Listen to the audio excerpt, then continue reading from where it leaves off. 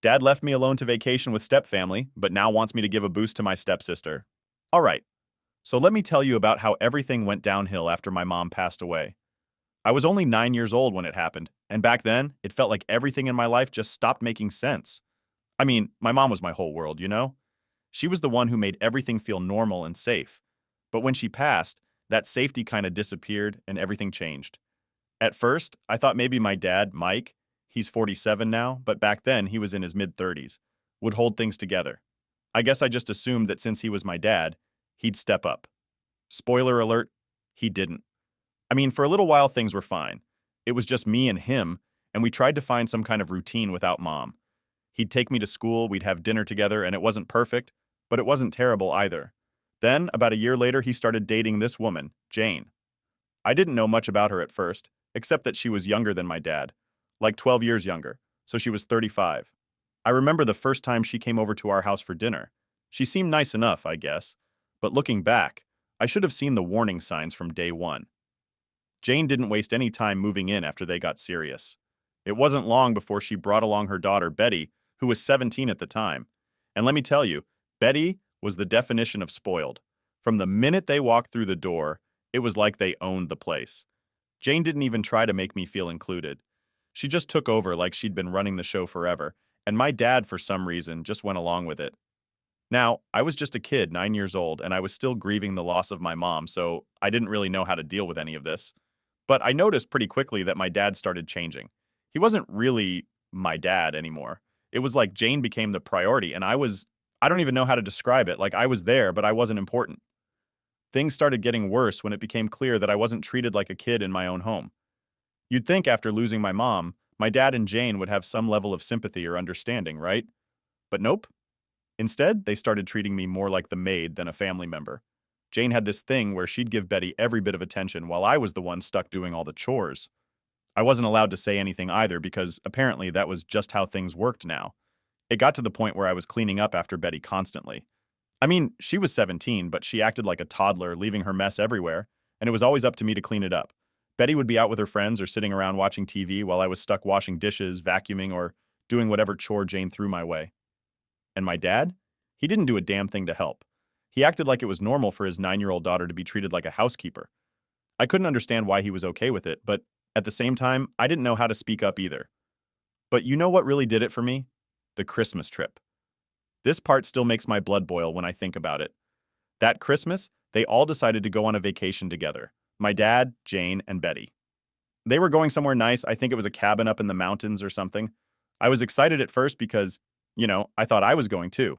It's Christmas, right? Family time and all that. But nope. I got told that I had to stay home and look after Betty's dog, Max. They actually made me stay behind to dog sit while they went off on this fancy vacation. Now let me be clear. I love dogs. Max was a good dog, but he wasn't my dog. He was Betty's dog. I tried to suggest that we take Max to a boarding place or hire a pet sitter, but Jane shut me down real quick. She said something about it being a waste of money and that I was perfectly capable of staying home alone for 3 days to look after him. I was freaking 9 years old, and they left me there, by myself, to take care of the house and the dog while they went off and had a great time. I remember sitting in the living room that first night feeling completely abandoned. I was scared, sad, and angry all at the same time. It was Christmas for crying out loud, and instead of being with my family, I was stuck at home, watching some hyperdog that wasn't even mine. It felt like my dad didn't care about me anymore, like I wasn't part of his new family. What hurt the most was knowing my dad was okay with all of this. He didn't fight for me, didn't make an effort to include me. He just went along with whatever Jane wanted, and what she wanted was for me to stay out of the picture. That Christmas marked a huge turning point for me. From that moment on, I started feeling more and more distant from my dad.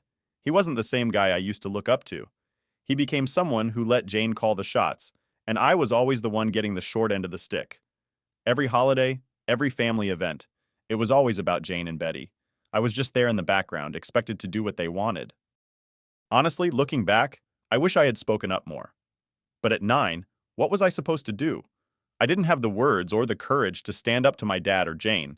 I just took it, and that's probably why things kept getting worse over the years. But here's the thing. I wasn't completely alone. After that awful Christmas, my Aunt Sarah, who was my mom's sister, came over with my cousin Danny. They had heard what happened and made it their mission to make me feel better. They brought over Christmas presents, cooked a big dinner, and made it feel like a real holiday, even though it was after the fact. Danny even stayed over to help me take care of Max, even though she didn't have to. That's when I realized that my real family wasn't the people living under the same roof as me. It was the ones who actually cared about me. Aunt Sarah and Danny became my rock after that. They didn't need to step up, but they did. And that's something I'll never forget. If it wasn't for them, I don't know how I would have gotten through all those years of being treated like I didn't matter. That Christmas showed me who my real family was, and it sure wasn't my dad or Jane. All right, so let me tell you about how things played out after that whole Christmas mess. Like I said, after that holiday, I started pulling away from my dad. I mean, how could I not? It felt like he'd picked his side, and it wasn't mine. But there's more to this story. And honestly, the stuff that happened after just confirmed that I was never going to be treated like part of the family. First off, things with Jane didn't get any better. Actually, they got worse. She started getting more comfortable in her role as the queen of the house, which meant I had more responsibilities dumped on me. By the time I was 12, I was doing everything around the house: laundry, dishes, vacuuming, you name it. And every time I'd ask for some help, Jane would just smile and say, "It's good practice for when you have your own home one day." Like what? I was 12. I didn't even know how to cook for myself. But she expected me to keep the entire house spotless. Betty, on the other hand, was still the golden child. She was 17 when Jane and my dad got married. And let me tell you, she knew how to play her mom like a fiddle. Anytime Jane was about to ask her to do something around the house, Betty would magically come up with some excuse: homework, hanging out with friends, or some kind of important thing she had going on. And every time, Jane would just let it slide. Meanwhile, I'd be scrubbing the floors or cleaning up after their little family dinners. It's like they expected me to disappear into the background and just be their unpaid maid. But you know what really pissed me off? The way my dad just sat there and let it all happen. He'd be sitting in his chair watching TV while Jane barked orders at me like I was some kind of servant. He didn't say a word. Not once did he step in and say, "Hey, maybe you should help out too," to Betty or even Jane. I don't know if he was too scared to stand up to her or if he just didn't care. Either way, it hurt. One time when I was about 14, I actually tried to talk to him about it. I told him I didn't think it was fair that I was the only one doing all the work while Betty did nothing. And you know what he said? "Life's not always fair. You just have to deal with it." That was it. No empathy, no understanding. Just deal with it. After that conversation, I kind of gave up on expecting anything different from him. Now here's where Aunt Sarah and Danny come back into the picture. See, after that Christmas, they didn't just disappear from my life. They stuck around. Aunt Sarah would come over for birthdays, holidays, and even random weekends just to check in on me. Danny was always there too.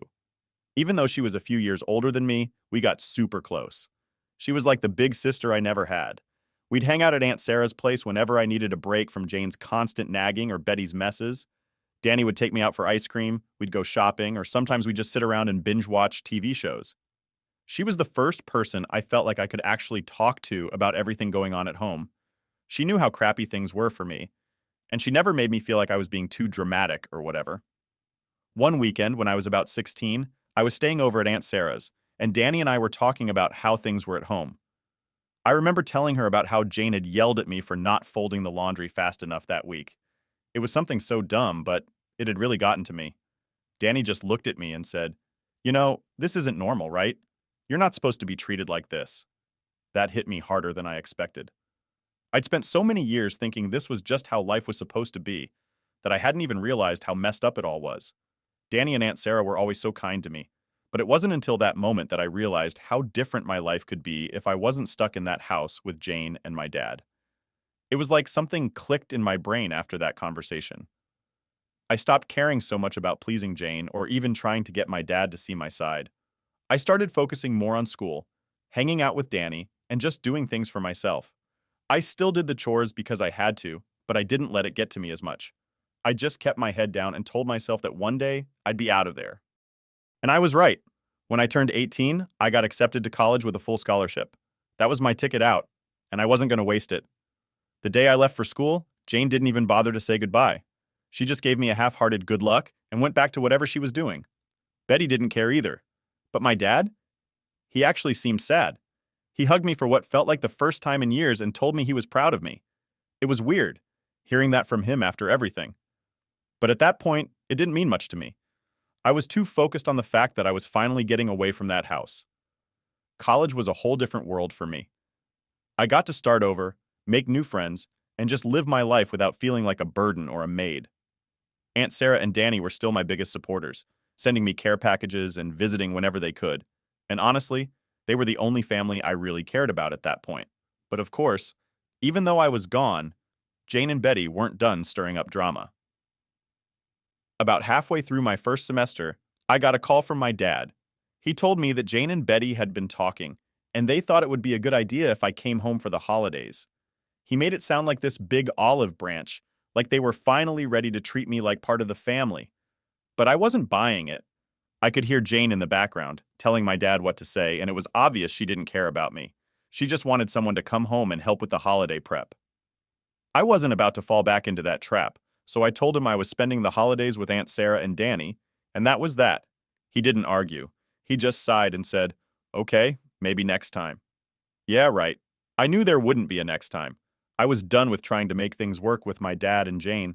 They had their chance, and they blew it. I had my real family now. Aunt Sarah, Danny, and the life I was building for myself. So, after all that, I guess the takeaway is this. Sometimes the people you're born into a family with aren't the ones who end up being your real family. Sometimes it's the people who step up when no one else will. And that's exactly what Aunt Sarah and Danny did for me. All right, so now that I've told you how I got through all that mess with Jane and my dad, let's talk about what happened after I moved out for college. You'd think that after finally getting away from them, things would calm down, right? Well, not exactly. In fact, it feels like that's when the real drama kicked off. And of course, it all came back to one person, Betty. So I'm a couple years into college at this point, living my best life. I've got good friends, doing well in my classes, and for the first time, I'm really starting to feel like I have control over my own life. Aunt Sarah and Danny are still super supportive, and I'm visiting them whenever I can. But the whole family situation with my dad and Jane, I was basically keeping my distance. I figured if I just focused on school and stayed away, things would stay peaceful. But apparently Betty had other plans. One day I get this random message from her. Now let me just say, me and Betty never really talked. She was always doing her own thing. And like I said before, I was just the maid in her eyes. So when I saw her name pop up on my phone, I was like, what now? She starts off acting all friendly, like we've been best buds this whole time. She's asking me how college is, what I'm studying, all that fake small talk. And I'm just sitting there like, okay, what's she getting at? Because let's be real, Betty wasn't messaging me out of the goodness of her heart. Then she gets to the point. Turns out she's having some trouble with her own college stuff. And by trouble, I mean she failed a couple of classes and was struggling to stay in school. Of course, Betty being Betty, she wasn't taking any responsibility for it. She blamed it on her professors, on the unfair assignments, basically on everything but herself. And then she hits me with the real reason she's messaging. Hey, would you mind helping me out with my classes? Maybe write a couple of essays for me? I know you're really smart, and it would mean a lot. Yeah, you read that right. Betty wanted me to do her homework for her. After all those years of treating me like crap, ignoring me, and acting like I didn't exist, she suddenly needed my help. I honestly couldn't believe she had the nerve to even ask. So I sat there for a minute, thinking about how I should respond. Part of me wanted to just blow up on her, to let all those years of frustration come out, but I knew that wasn't worth it. Betty wasn't worth the energy. So instead, I kept it simple. I messaged back and said, "Sorry, Betty, I've got my own work to focus on. Good luck with your classes." That was it. I didn't owe her any explanation, and I wasn't about to get sucked into her mess. Of course, she didn't take that well. She tried to guilt trip me, saying stuff like, "I thought we were family," and "You're supposed to help your sister out when she's struggling." Sister? Since when did she consider me her sister? I wasn't about to let her manipulate me, so I just ignored the rest of her messages. But here's where things get interesting. After I turned Betty down, it wasn't long before I heard from Jane. She calls me up and I can already tell she's pissed. She starts going off about how I'm being selfish for not helping Betty and how I'm throwing away an opportunity to bond with my stepsister. I couldn't believe what I was hearing. Like, really? After everything, they were still expecting me to bend over backward for them. I told Jane straight up that I wasn't going to do Betty's work for her, and if Betty was struggling, maybe she needed to take responsibility for once. Jane did not like that answer. She started ranting about how I owed it to the family to help out, how I should be grateful for everything they'd done for me. Grateful? For what? For treating me like a servant for most of my childhood? For leaving me behind every time they went on vacation? I wasn't having it. I ended up cutting the conversation short and telling Jane I wasn't going to change my mind. I hung up before she could keep going, and honestly, I felt pretty damn good about it. For the first time, I was setting a boundary with them, and I wasn't backing down. But of course, that wasn't the end of it. A few days later, my dad calls me. Now, I hadn't heard much from him since I'd moved out, so I was kind of surprised he was reaching out. He starts off trying to make small talk, asking how school is going and all that, but I knew where this was headed. Sure enough, after a few minutes, he brings up the whole Betty situation. He tries to play the peacemaker role, telling me that Jane's really upset and that maybe I should reconsider helping Betty out. He even threw in the classic family sticks together line, like that was supposed to change my mind. I couldn't help but laugh a little when he said that. I mean, where was all this family talk when I was the one being left behind? Where was this togetherness when I was the one cleaning up after everyone? I told him straight up that I wasn't going to be guilted into doing something that wasn't my responsibility. If Betty couldn't handle her own schoolwork, that was on her, not me. Dad didn't argue much after that. He just sighed and said, "I'm disappointed, but I understand." And that was the end of that conversation. I hung up feeling a weird mix of emotions, proud of myself for standing my ground, but also kind of sad that this was what my relationship with my dad had come to. I mean, deep down, I still wanted to have a real connection with him, but every time we talked, it felt like there was this huge wall between us. Anyway, after all that, I didn't hear from Betty or Jane for a while, which was honestly a relief. I focused on my classes, hung out with my friends, and just tried to keep moving forward with my life. I wasn't going to let their drama drag me down anymore. Then, a few weeks later, I got a call from Aunt Sarah. She'd heard about the whole situation with Betty and Jane, and she just wanted to check in on me. We ended up talking for hours, and she reminded me that I didn't owe anyone anything. "You've got your own life to live," she said. "Don't let them make you feel guilty for doing what's best for you." She was right, of course. And hearing it from her made me feel even more confident in my decision. I wasn't going to let my dad, Jane, or Betty make me feel bad for putting myself first for once. I had spent too many years being pushed around and overlooked, and now that I was finally starting to build something for myself, I wasn't about to give that up. So yeah, that's the story of how Betty tried to drag me back into the chaos and how I said no for the first time, and honestly, it felt pretty damn good. Alright, so here's where things really took a turn. I was doing my thing, focused on school, staying away from all the drama back home with Jane and Betty, and for a while, it seemed like they finally got the message to leave me alone. But of course, peace didn't last long. One day, out of nowhere, I get this email from my dad. It wasn't anything long or dramatic, just a quick note saying he and Jane wanted to talk. Right away, I knew something was up.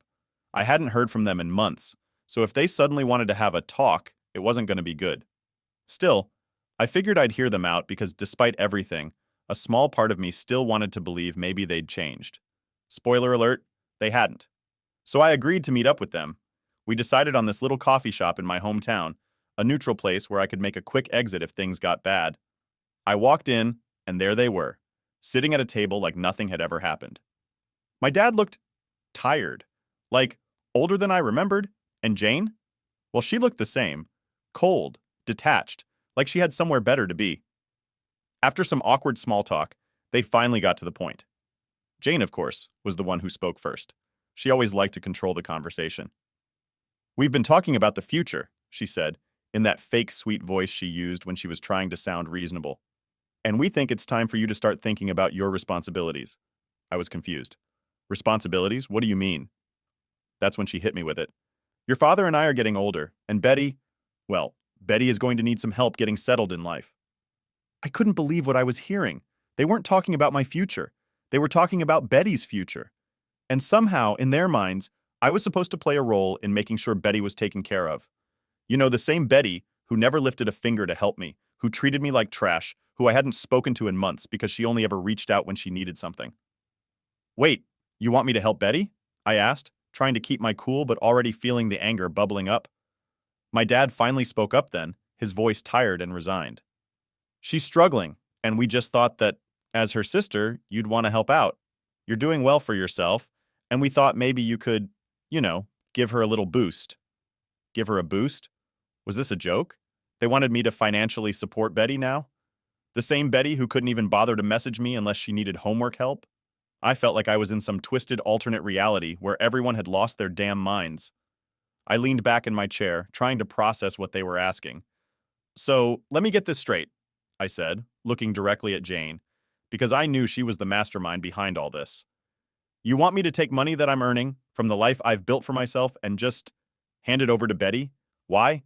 Because she can't get her life together? Jane didn't even blink. It's what family does. We help each other. And since you're doing well, we thought it would be fair for you to help your sister out. At that moment, something in me snapped.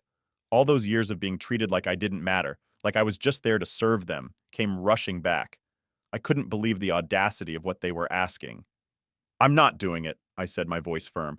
I'm not responsible for Betty's life. She's a grown woman, and if she can't figure things out, that's on her, not me. My dad tried to jump in, but I wasn't done. Do you even hear yourselves? After everything, you still expect me to just drop everything and fix Betty's problems? You never helped me when I needed it? You let me clean up after her, let me be the one who was always left behind. And now, when I finally have my own life, you want to drag me back into this mess? No. Jane's face hardened, and I knew what was coming next. She always had a way of flipping things to make me feel guilty. You're being selfish, she said, her voice cold. We've done so much for you, and this is how you repay us? By turning your back on your family? I couldn't help but laugh at that. You really think you've done so much for me? Leaving me behind on holidays, making me do all the work around the house while Betty got a free pass, never once treating me like I mattered? That's what you consider helping me? My dad looked down at his hands, not saying anything. Jane, though, wasn't backing down. We gave you a home. We raised you, and this is the thanks we get? You're going to regret this one day when you realize how much we did for you. At that point, I was done. I stood up, grabbed my stuff, and looked them both in the eye. I don't owe you anything, I said, my voice steady. I've built my life on my own without your help. If Betty needs support, then maybe it's time you step up and help her yourselves. But I'm not going to be a part of this. I walked out before they could say anything else, my heart pounding in my chest. I felt angry, but at the same time relieved. I'd finally said everything I'd been holding in for years, and it felt good.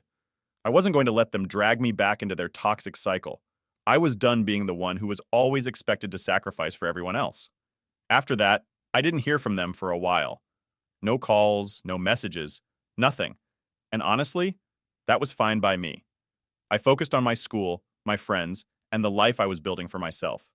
I knew that no matter what, I had Aunt Sarah and Danny, and they were my real family. The ones who had actually been there for me, not just when it was convenient, but when it mattered. I guess the lesson in all this is, sometimes family isn't about blood. It's about who shows up, who has your back, and who treats you with respect.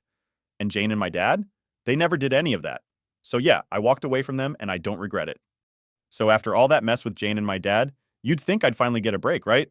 I mean, I pretty much shut down their whole plan to get me to support Betty, and I walked out of that coffee shop thinking I was done with them for good.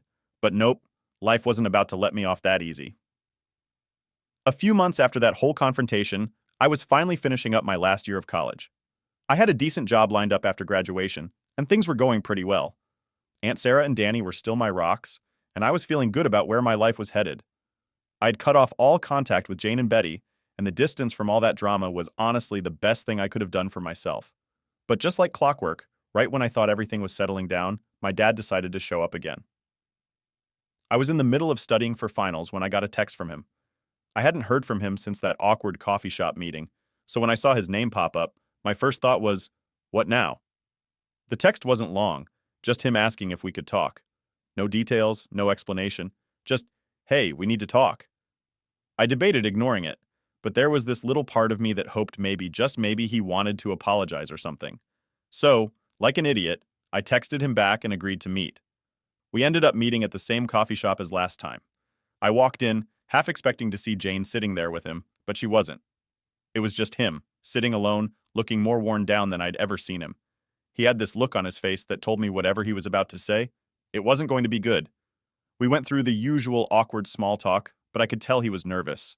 Finally, after a few minutes, he just came out with it. Betty's in trouble, he said, his voice low. And I don't know what to do. I felt my stomach drop. Here we go again. What kind of trouble? I asked, already bracing myself for the ridiculousness that was sure to follow. She dropped out of school, he admitted, looking down at his coffee cup. She couldn't keep up with her classes, and she's Well, she's been making some bad decisions. Now let me stop right here. When he said bad decisions, I knew exactly what he meant.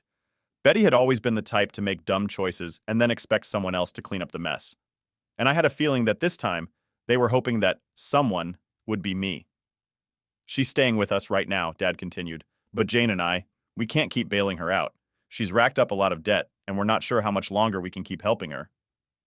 I just stared at him, waiting for the punchline. I could already feel where this conversation was headed, but I wasn't about to make it easy for him. Okay, I said slowly, and what does that have to do with me? He looked up at me, and for the first time in a long time, I saw actual desperation in his eyes. We were hoping you could help her out. You've got that new job lined up, and you're in a better position to give her a hand. There it was. The moment I had been dreading since the second I saw his name pop up on my phone. They wanted me to bail Betty out again. I took a deep breath and tried to keep my cool. Dad, I don't know how many times I have to say this, but I'm not responsible for Betty. She's made her choices, and if those choices have put her in a bad situation, that's on her. I've worked my ass off to get where I am, and I'm not about to throw that away to clean up her mess. He didn't say anything at first, just sat there, staring into his coffee like he was trying to find the right words. Finally, he sighed and said, I understand, I really do, but she's your sister. That was it. That was the breaking point for me. I couldn't hold back anymore. She's not my sister, I snapped, louder than I meant to. She's never been my sister. From the minute Jane walked into our lives, you and her made it clear that Betty was the priority. I was never part of the family. I was the one cleaning up after her, the one left behind while you all went on vacations. And now you expect me to save her? No, absolutely not. He looked shocked, like he hadn't expected me to actually call him out like that. But I wasn't done. You and Jane made your choices too. You chose to put Betty first, to make her your priority, and I accepted that a long time ago. But now you're going to have to live with those choices. I'm not going to be your backup plan. If you want to help her, go ahead, but don't expect me to do it. The silence between us was heavy. I could see the hurt in his eyes, but I didn't feel bad about what I said. For once I was standing up for myself, and it felt damn good. Eventually he nodded, like he finally understood where I was coming from. I'm sorry, he said quietly. I didn't realize how much we hurt you. I didn't say anything. What was there to say? An apology wasn't going to change anything, and at this point, I wasn't interested in fixing what was broken. I just wanted to move on with my life. We finished our coffees in silence, and when we left the shop, I knew that was probably the last time I'd ever really talked to him. It wasn't a clean break, but it was a break. I wasn't angry anymore, just done. Done with the guilt trips, the manipulation, the constant expectation that I was supposed to fix everything. After that, I graduated, started my new job, and kept moving forward. I still have Aunt Sarah and Danny, and they're all the family I need. Betty? I don't know what happened with her, and honestly, I don't care. She's made her choices, and now she has to deal with the consequences. As for my dad, I haven't heard from him since that day in the coffee shop. Maybe he's realized that I'm not going to be the safety net they thought I was. Or maybe he's too embarrassed to reach out. Either way, I'm at peace with it. And that's the story. I've learned that sometimes you have to walk away from the people who are supposed to be family if they're only causing you pain. It sucks, but it's necessary. At the end of the day, I know I made the right choice for me.